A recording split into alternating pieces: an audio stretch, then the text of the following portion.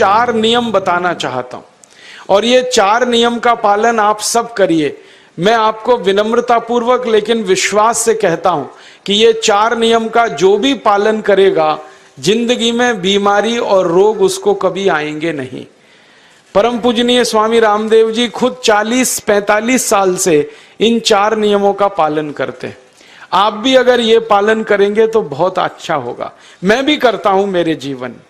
मैं पिछले 15 वर्षों से योग प्राणायाम करता हूं, उसके साथ कुछ नियम मैंने बनाए हैं, वो नियम का पालन करता हूं और वही नियम आपको बताना चाहता हूं। स्वामी जी पालन करते हैं, मैं करता हूं, हमारे लाखों योग शिक्षक करते हैं और इन नियमों का पालन करने से हमको इतना लाभ हुआ है कि कभी बीमारी आती नहीं। 15 साल से मैंने हर बार मेरा बीपी चेक किया, नॉर्मल है, शुगर नॉर्मल है, ट्राइग्लिसराइड्स नॉर्मल है, कोलेस्ट्रॉल नॉर्मल है। पिछले 15 साल में कभी सर्दी जुकाम भी नहीं हुआ, गला भी नहीं बैठा, कभी हॉस्पिटल नहीं देखा, कभी डॉक्टर के पास नहीं गए, क्योंकि जरूरत नहीं पड़ी। और वो जरूरत नहीं पड़ी क्योंकि हम निरोगी हैं, स्वस्थ हैं। ये निरोगी और स्वस्थ होने के लिए आयुर्वेद की एक छोटी सी जानकारी आपसे मैं शेयर करना चाहता हूं। आयुर्वेद में ये कहा गया है कि किसी भी व्यक्ति को निरोगी होना है, रोग मुक्त होना है, तो अपने जीवन में 3 बातों का ध्यान रखे। अपना वात, पित्त और कफ तीनों का संतुलन रखे। वो 3 तरह के दोष हैं हमारे शरीर में, वात, पित्त, कफ। आपने सुना होगा ये त्रिदोष आधारित शरीर है। जब वात बहुत बिगड़ जाता है तो 80 से ज्यादा रोग आते हैं।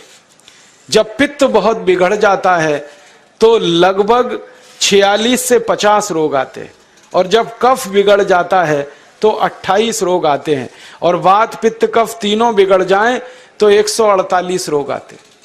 सर्दी, खांसी, जुकाम से लेकर और कैंसर तक जो आखिरी रोग माना जाता है, ये सब वात, पित्त, कफ के बिगड़ने का खेल है। तो इस देश के आयुर्वेद चिकित्सा के सबसे महान लोगों में से कुछ नाम आप जानते हैं, जैसे चरक ऋषि, जैसे सुश्रुत ऋषि। ऐसे एक ऋषि हुए बाघभट्ट। बाघभट्ट ऋषि ने एक पुस्तक लिखी है, उसका नाम है अष्टांग हृदयम, और एक पुस्तक लिखी है उसका नाम है अष्टांग संग्रहम। इन दोनों पुस्तकों में उन्होंने 7000 नियम बताए हैं। उनमें से 4 बताता हूं, अच्छे लगे तो आज से ही पालन करो और दूसरों को भी बताओ ताकि कोई भी इन नियमों का पालन करे तो बीमार ही ना पड़े। ये चारों नियम हैं वात, पित्त और कफ को संतुलित रखने के लिए। अब वात, पित्त, कफ तीनों एक साथ आपके संतुलित रहें तो उसके लिए पहला नियम है खाना खाने के तुरंत बाद पानी नहीं पीना। ये पहला नियम है। आप बोलेंगे ये तो बड़ी मुश्किल बात है, खाना खाते ही पानी पीते हैं हम तो सबके सब, और बिना पानी पिए खाना ही नहीं खाते। कई लोग तो खाने से ज्यादा पानी पीते हैं, खाना कम खाते हैं, पानी ज्यादा पीते हैं। ये खाना खाने के बाद पानी कभी भी नहीं पीना, क्योंकि महर्षि बाघभट्ट कहते हैं भोजनांते विषम वारी, माने भोजन के अंत में पानी पियो तो जहर के पीने के जैसा है। इसलिए वो कहते हैं कभी भी खाने के तुरंत बाद पानी मत पियो। अब आप मुझे पूछोगे क्यों नहीं पिए, कारण बता दो। कारण मैं बताना चाहता हूं सरल भाषा में। हम जब खाना खाते हैं ना तो पेट में सारा खाना इकट्ठा होता है। पेट में एक स्थान होता है, उसको हम कहते हैं जठर। संस्कृत में, हिंदी में जठर कहते हैं, अंग्रेजी में उसको एपिगैस्ट्रियम कहते हैं, हिंदी में कुछ लोग उसको आमाशय भी कहते हैं। ये जठर छोटा सा स्थान है। आपके पेट में नाभि है ना, उसके लेफ्ट साइड में बाईं तरफ छोटा सा स्थान है। सारा खाना आपका इसी स्थान पर आता है। जो भी आप खाते हो, रोटी, चावल, दाल, सब्जी, दूध, दही, कुछ भी खाओ, सब कुछ जठर में आता है। अब जठर में जैसे ही खाना इकट्ठा होता है तो उसमें आग जलती है और उस आग को कहते हैं जठर अग्नि। मिला के बोल देते हैं जठराग्नि। आप जैसे ही खाना खाते हो पेट में जठर में अग्नि जलती है, वो अग्नि खाने को पचाती है। और अग्नि खाने को ऐसे ही पचाती है जैसे रसोई घर की अग्नि खाने को पकाती है। आपके रसोई घर में आप अग्नि जलाओ, उसके ऊपर दूध रख दो, दूध में थोड़ा चावल डाल दो, अग्नि जब तक जलती रहेगी खीर तब तक बनती रहेगी। आप घर में अग्नि जलाओ, उसके ऊपर पानी रख दो, उसमें दाल डाल दो, दाल की पकने की क्रिया तब तक चलेगी जब तक अग्नि जलेगी। ऐसे ही पेट में होता है, जैसे ही आपने खाना खाया पेट में अग्नि जलती है, और जब तक अग्नि जलती है तो खाने के पचने की क्रिया चलती है। जैसे रसोई घर में खाना पकाते हैं वैसे ही पेट में भी खाना पकता है, इसी को हम पचने की क्रिया कहते हैं, अंग्रेजी में उसको डाइजेशन कह देते हैं। तो आपने खाना खाया, पेट में अग्नि जल गई, अब वो खाने को हजम करेगी, पचाएगी। अब मुझे एक प्रश्न का उत्तर दो आप, कि जैसे ही आपने खाना खाया पेट में अग्नि जल गई और वो खाने को पचा रही है, तुरंत आपने गट गट गट गट पानी पी लिया, और खूब ठंडा पानी पी लिया, बर्फ मिलाया हुआ पानी पी लिया, फ्रिज का पानी पी लिया। क्या होने वाला है? अग्नि जलेगी कि बुझेगी? अग्नि के ऊपर पानी डालो तो अग्नि और पानी की दोस्ती नहीं है, दुश्मनी है। पानी अग्नि को बुझा देता है। तो आपने खाना खाया, अग्नि जली, पीछे से गटगट पानी पी लिया, अब अग्नि शांत हो गई, अब खाना पचेगा नहीं, तो वो पेट में पड़ा पड़ा सड़ेगा, और सड़ा हुआ खाना 100 से ज्यादा विष पैदा करेगा, और वो 100 विष आपकी जिंदगी को नरक बना देंगे, और जिंदगी भर आप बीमार पड़े रहेंगे। आपको मालूम है, कई लोग कहते हैं मुझे पेट में बहुत गैस बनती है। ये गैस उन्हीं को बनती है जिनका खाना हजम नहीं होता। कोई लोग कहते हैं कि मुझे पेट में जलन होती है, ये जलन उन्हीं को होती है जिनका खाना पचता नहीं। कोई कहते हैं कि मेरे पेट में एकदम गुम हो जाता है, फूल जाता है, ये सब वो लक्षण हैं जब खाना पचता नहीं। तो खाना पचेगा नहीं तो सड़ेगा, सड़ेगा तो विष पैदा करेगा, और वो विष आपको बीमार करेंगे। इसलिए महर्षि भागवत ने कहा, खाना खाते ही पानी मत पियो। समझ में आया? फिर आप बोलोगे कितनी देर तक नहीं पिए? कम से कम 1 घंटे तक। 1 घंटे बाद पानी पियो। आप बोलोगे जी 1 घंटा क्यों? ये जो अग्नि जलने की क्रिया है ये लगभग 1 घंटे तक ही चलती है पेट में, उसके बाद अग्नि अपने आप शांत हो जाती है, उसके बाद पानी पी लो। तो खाना अगर 10 बजे खाया तो 11 बजे पानी पियो, 11 बजे खाया तो 12 बजे पियो, 12 बजे खाया तो 1 बजे पियो, 1 घंटे बाद पानी पियो। अब आपके मन में यह सवाल आ सकता है कि खाना खाने के पहले पी लें क्या? हाँ पी लो, 40 मिनट पहले पेट भर के पानी पी लो।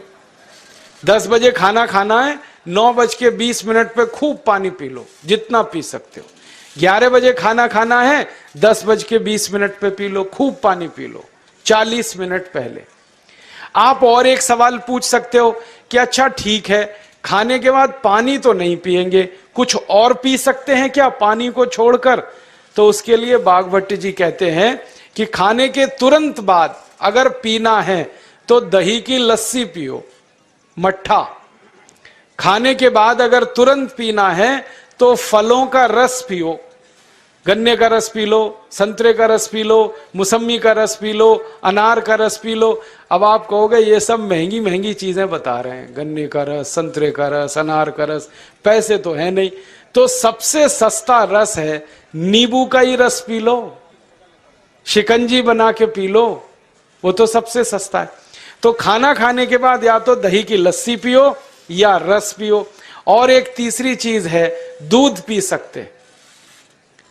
तो खाने के तुरंत बाद पीना है तो दही की लस्सी या मट्ठा, खाने के तुरंत बाद पीना है तो कोई फल का रस, खाने के तुरंत बाद पीना है तो दूध। पानी 1 घंटे बाद पियो। और अगर एक बात ध्यान रखो तो अच्छा है कि सवेरे खाना खाते हैं जिसको हम ब्रेकफास्ट कहते हैं, नाश्ता, तो फलों का रस पीना अच्छा, दोपहर को खाना खाएं तो लस्सी और मट्ठा पीना अच्छा, और रात का खाना खाएं तो दूध पीना अच्छा। जो लोग इस नियम का पालन कर सकते हैं जिंदगी में कभी भी 80 रोग उनको नहीं हो सकते। वात पित्त कफ तीनों ही इस एक छोटे से नियम से संतुलित रहते हैं।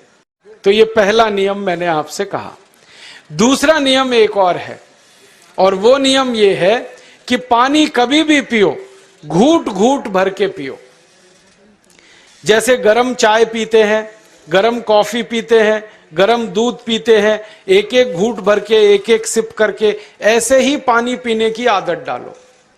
ये मुंह में एक बार गिलास लगा लिया, गटागट उसको खाली कर दिया, ये तरीका गड़बड़ है। एक घूंट पानी, दो घूंट पानी एक बार में उतना ही पियो।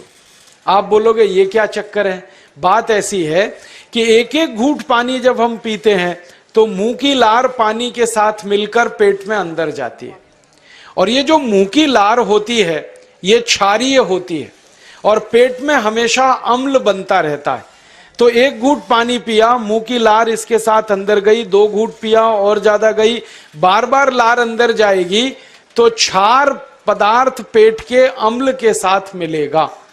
पेट में अम्ल बनता है, मुंह में लार क्षारीय होती है। तो ये क्षार को अम्ल में मिला दिया जाए और ये अच्छे तरीके से मिलकर पेट में जाए तो कभी भी कोई व्यक्ति के पेट को अम्लता नहीं होती, एसिडिटी नहीं होती। और पेट में अम्लता नहीं होती तो रक्त में अम्लता नहीं होती, और जिनके रक्त में अम्लता नहीं होती उनकी जिंदगी में कभी भी वात पित्त कफ के असंतुलन की स्थिति पैदा नहीं होती। इसलिए पानी घूट घूट करके पीना। मैं आपको एक छोटा सा मेरा ऑब्जर्वेशन बताता हूं, परीक्षण। आप भारत देश में या दुनिया में कहीं भी जाओ, मनुष्य को छोड़कर पशु पक्षियों को देखना शुरू करो, वो पानी कैसे पीते। किसी चिड़िया को पानी पीते हुए देखो, किसी पक्षी को पानी पीते हुए देखो, वो चोंच के एक बूंद ही के बराबर ही पानी उठाता है। एक बार में एक बूंद पानी लेगा, फिर थोड़ी देर चोंच चलाएगा, फिर पिएगा, फिर दूसरी बूंद लेगा, फिर चोंच चलाएगा, फिर पिएगा, फिर तीसरी बूंद। एक एक बूंद पक्षी पानी पीता है। कुत्ते को पानी पीते हुए देखो, चाट चाट के पानी पीता है। शेर को पानी पीते हुए देखो, चाट चाट के पानी पीता है। जितने जानवर चाट कर पानी पीते हैं, जितने पक्षी एक एक घूंट पानी पीते हैं, किसी भी पक्षी और किसी भी जानवर को डायबिटीज नहीं है, किसी को अर्थराइटिस नहीं है, कोई पक्षी ओवरवेट नहीं है, कोई पशु ओवरवेट नहीं है। वो सब स्लिम और ट्रिम है, क्योंकि वो इतने होशियार हैं कि पानी चाट के पीते हैं या घूट घूट करके पीते। अब मुझे ये हैरानी होती है कि ये पशु पक्षियों को कौन सिखाता है? वो अपने जन्म से ये ज्ञान सीख के आते। उनका कोई गुरु नहीं है, उनका कोई विद्यालय नहीं है, उनके कोई प्रशिक्षण शिविर नहीं लगते, फिर भी उनको इतनी अकल है कि पानी घूट घूट पीना। और हम ये मनुष्य जिनके इतने गुरु, इतने विद्यालय, इतने कॉलेज, सीखने वाले, सिखाने वाले, और हम मूर्खों के मूर्ख गटागट गटागट पानी पीते रहते। तो पानी पीने का तरीका बदल दो, घूट घूट भर के पानी पियो। ये दूसरा नियम है। तीसरा नियम है कि जिंदगी में कितनी भी प्यास लगे, ठंडा पानी कभी मत पियो। बर्फ डाला हुआ पानी, फ्रिज में रखा हुआ पानी, वाटर कूलर का पानी जिसका तापमान बहुत कम है, ये कभी मत पीना। क्यों? क्योंकि शरीर आपका गर्म है और पानी ठंडा है। अब होता क्या है वो मैं समझाता हूं सरल भाषा में। पेट तो गर्म है, अब इसमें ठंडा पानी डाल दिया आपने तो अंदर झगड़ा होता है। और झगड़ा क्या होता है? या तो पानी पेट को ठंडा करेगा या पेट पानी को गर्म करेगा। अगर पानी ने पेट को ठंडा कर दिया तो पेट के ठंडा होते ही हृदय ठंडा होता है, हृदय के ठंडा होते ही मस्तिष्क ठंडा होता है, मस्तिष्क के ठंडा होते ही आदमी ठंडा होता है, और आदमी ठंडा होते ही राम नाम सत्य होती है। आपको मालूम है जब शरीर ठंडा पड़ जाता है तो घर में भी नहीं रखते, निकाल के बाहर सड़क पे रख देते। जो घर आपने बनाया अपनी मेहनत से, शरीर के ठंडा पड़ते ही निकाल बाहर करते हैं उस घर में से, और फिर चिल्लाने लगते हैं लेके जाओ, जल्दी लेके जाओ, इसको जला के आओ। माने ठंडे शरीर की इज्जत नहीं है। तो ठंडा पानी क्यों पी रहे हो भाई? बंद कर दो। कोई जानवर ठंडा पानी नहीं पीता, कोई पक्षी नहीं पीता। तो आप ये ठंडा पानी पीना बंद करो, सादा पानी पीना शुरू करो। और गर्मी के दिनों में बहुत अगर आपको तकलीफ है तो मिट्टी के घड़े का पानी पी लेना, फ्रिज का और बर्फ का नहीं पीना। ये तीसरा नियम है। और चौथा और आखिरी नियम है कि आप सवेरे ही सवेरे जब सोकर उठते हो तो सबसे पहले पानी पियो। जैसे ही आपकी आंख खुल गई तो पहले 2-3 गिलास पानी पी लो, उसके बाद आप टॉयलेट में जाओ। उठते ही पानी पियोगे तो 2 फायदे हैं। पहला फायदा यह है कि पानी पेट में जाकर बड़ी आंत को साफ करता है, और जैसे ही बड़ी आंत की सफाई होगी पेट पे दबाव पड़ेगा और आप संडास घर में जाएंगे, 2-3 मिनट में पेट आपका साफ हो जाएगा। जिनका पेट सुबह एक बार में साफ हो जाता है उनकी जिंदगी में कभी रोग नहीं आता। इसलिए सुबह सुबह उठते ही पेट साफ होना जरूरी है। और उठते ही पानी पियोगे तो मुंह की जो लार है वो पानी के साथ मिलकर अंदर जाएगी। सुबह पेट में एसिड की मात्रा ज्यादा होती है, इसलिए लार का पेट में जाना बहुत जरूरी है। इसलिए सुबह उठते ही पानी पीना बहुत जरूरी है। ये 4 नियम हैं आयुर्वेद के। पहला नियम, खाना खाने के 1 घंटे बाद पानी पीना। दूसरा नियम, पानी को हमेशा घूट घूट भर के पीना। तीसरा नियम, कभी भी जिंदगी में ठंडा पानी नहीं पीना। और चौथा और आखिरी नियम, सवेरे उठते ही सबसे पहले पानी पीना। 4 नियमों का पालन जो भी अपने जीवन में कर सकता है वो वात पित्त कफ तीनों को संतुलित रख सकता है। और जिसका वात पित्त कफ संतुलित है उसके जीवन में बीमारी नहीं आती है। और जो बीमार नहीं पड़ते हैं वो स्वस्थ और तंदुरुस्त और सुखी रहते हैं। उनकी जिंदगी का खर्चा कम होता है और देश का भी बहुत सारा पैसा बचता है। आपको शायद मालूम है या नहीं, 1 साल में हम जब बीमार पड़ जाते हैं भारतवासी तो साल का करीब 6 लाख करोड़ रुपया हमारा खर्च हो जाता है उन बीमारियों का इलाज करने में। इसलिए इतना पैसा फालतू में हम खर्च करें हर साल 6 लाख करोड़, ये बहुत बड़ी रकम है। इससे बेहतर ये है कि हम बीमार ही नहीं पड़ें और स्वस्थ रहें, सुखी रहें। और ये 6 लाख करोड़ का जो खर्चा हम करते हैं बीमार पड़ने पर, अक्सर ये एलोपैथी की दवाएं खाने में खर्च होता है। और जो एलोपैथी की दवाएं हम खा रहे हैं जैसे paracetamol, Baralgan, Butazone, oxyphenbutazone, aspirin, Disprin, Novalgin, ये सब ऐसी खराब दवाएं हैं जो दुनिया के देशों में 20 साल पहले बंद हो चुकी हैं, भारत में धड़ल्ले से बिक रही हैं और हमको बीमारियों से ज्यादा गंभीर बीमारियों में फंसा रही। ज्यादातर दवाएं जो आप खाते हो वो किडनी खराब कर देती हैं, लीवर खराब कर देती हैं, आंतों में घाव कर देती हैं, विकलांगता आ जाती है, पैरालिसिस हो जाता है, ब्रेन हेमरेज हो जाता है, हार्ट अटैक आ जाता है। दुनिया में लगभग इस समय 84,000 दवाएं बिकती हैं और आपको सुनकर हैरानी होगी उनमें से मात्र 117 दवाएं हैं जो काम की हैं, बाकी सब बेकार की दवाएं हैं। उन बेकार की दवाओं को खाकर हम 6 लाख करोड़ खर्च करते हैं। ये बहुत दुख और अफसोस की बात है। और ये 6 लाख करोड़ का खर्चा समाज के वो लोग करते हैं जिनको जिंदगी में हर समय अपना आर्थिक स्थिति को देख के चलना पड़ता है, जिनकी आमदनी बहुत नहीं है, जिनके घर में आमदनी के बहुत ज्यादा साधन नहीं है, उनको ये पैसा खर्च करना पड़ता है। तो कई बार क्या होता है, किसी का घर बिक जाता है, किसी का खेत बिक जाता है, किसी के घर के गहने गिरवी रख जाते हैं, किसी को कर्ज लेना पड़ जाता है, किसी को कर्ज लेकर दोबारा कर्ज लेना पड़ जाता है। मैंने इस हिंदुस्तान में पिछले 15 साल के प्रवास में देखा कि गांव-गांव के गरीब किसान कर्ज ले लेकर ये महंगी दवाएं खाकर इलाज करते हैं, डॉक्टरों को पैसा देते हैं, दवा कंपनियों को देते हैं, और वो पैसा फिर इस देश में से दूसरे देश में चला जाता है, क्योंकि अक्सर ये दवाएं बनाने वाली कंपनियां विदेशी होती हैं।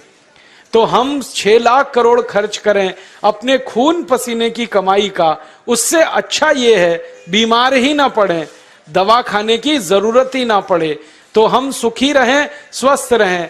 तो योग प्राणायाम करें, 4 नियमों का जीवन में पालन करें, बहुत आसान है आपके लिए।